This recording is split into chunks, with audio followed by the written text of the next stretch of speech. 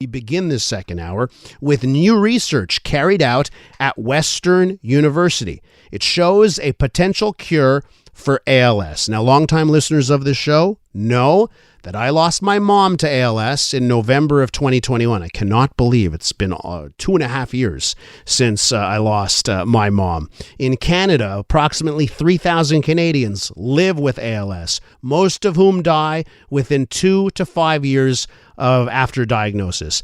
This new discovery could change that statistic drastically. Let's find out more. Dr. Michael Strong, lead researcher here, who's discovered this potential path towards a cure for ALS. Dr. Strong, welcome to the show. Good morning and welcome. And so sorry to hear of your mom. Well, thank you so much. And, obviously, because of the death of my mom, I've still remained part of the ALS Quebec community here, and I've helped them out on a couple of campaigns. And it's near and dear to my heart. When I hear a story about, perceived as a breakthrough like this, it gets me excited. Why don't you tell us, Dr. Strong, why you are excited? Well, it's been a really exciting discovery simply because it's given us a pathway that we haven't had before, and when we can interact with that pathway, it seems to have an effect. So the story is that the problem with ALS, for those who don't know it, is that the nerve supply out to the muscles dies for reasons we've never really fully understood. And when we look at those cells after somebody has passed away from it, what we see is that within them, there's this almost like a train wreck. There's this mess of proteins, which are normal structural pieces for a cell. They should be there. All seem to be piled up into a mess. And that's the signal across about 98% of patients who die from ALS, that's what the process has been, that this is a fundamental piece for it.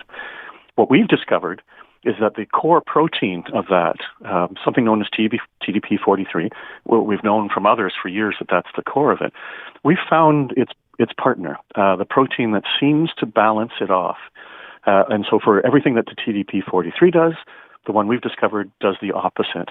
And so when we look at an animal model, whether it be a fly or whether it be in mice, where we've created an ALS-like model using the TDP-43 gene, if we put in the one that we've discovered, things balance out. The cell still has the aggregates, but it seems quite happy. It survives.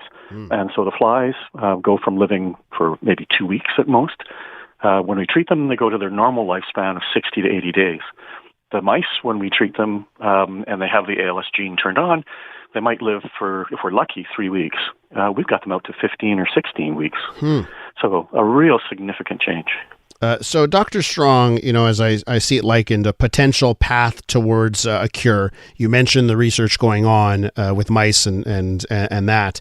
Take us further down the path. How long does it take to go down a path where you discover this and then you could end up at the holy grail of a cure?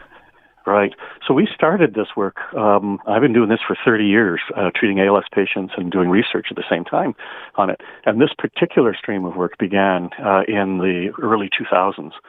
So it's almost been 20 years of work to get to this point. And where we are right now is that we know exactly the fragment of the protein that we've discovered that is important. We've been able to demonstrate that we're getting down to the smallest possible fragment. We found a way to actually get it into the nervous system of the animals that we're studying without creating other toxicities. So the next steps, and really the next 3 to 5 years, and why this funding from the Temerty Family Foundation was so critical, is that we've now got clear sailing to refine that further, do the toxicity studies within animals, get to the point where we actually have an agent that we can use and get it into phase 1 studies within 5 years. So it's been 20 years to get to this next 5.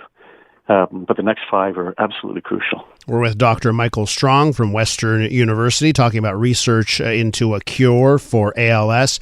Dr. Strong, what makes ALS such a stubborn, tricky disease to deal with? For my mom, she was being treated at the neuro. Dr. Angela Genge, you probably know her. She's a big name in the ALS community.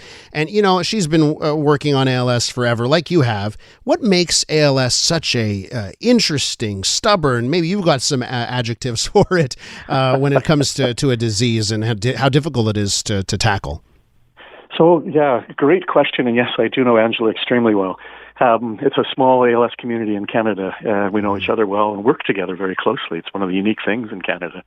There's really two parts to the answer to your question. So the first one is that every one of us who work with ALS patients, their families, their loved ones, you really become drawn into this. Becomes a passion to try and do something for families and their family members. And more often than not, patients will talk to me and say, "Look, I know what you're doing right now won't help me right away, but I want to help the next person that they don't have to go through this."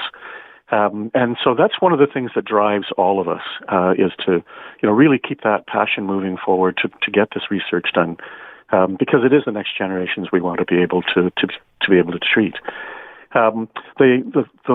The interesting thing or the challenging thing about the illness, which may in fact in the end turn out to be less important than we thought it was going to be, is that there are multiple different variants of ALS. We used to all think of it as just a single disease, but we know there are inherited forms where we know certain genes that if you get them, the probability is extremely high that you're likely to develop the disease.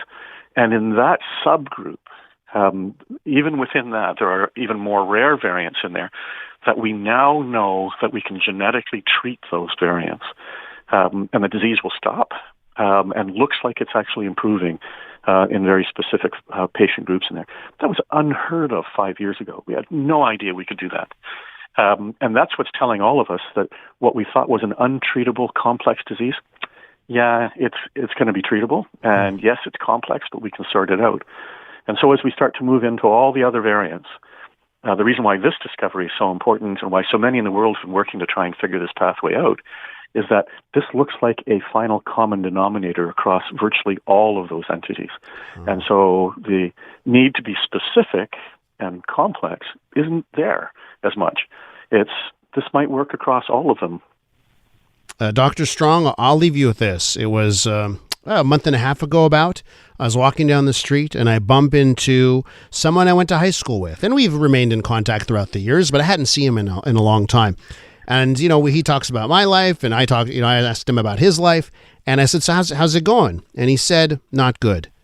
And it was because his mom got diagnosed with ALS. Oh. And it was, I hadn't seen him in forever. A couple of weeks later, his mother had passed away. It was that late stage in ALS. So with that in mind, keep fighting the good fight. I really appreciate everything you're doing for every Canadian that has had to deal with ALS and those in the future. Thank you so much. Oh, thank you. Take care. Bye-bye. That's Dr. Michael Strong from Western University.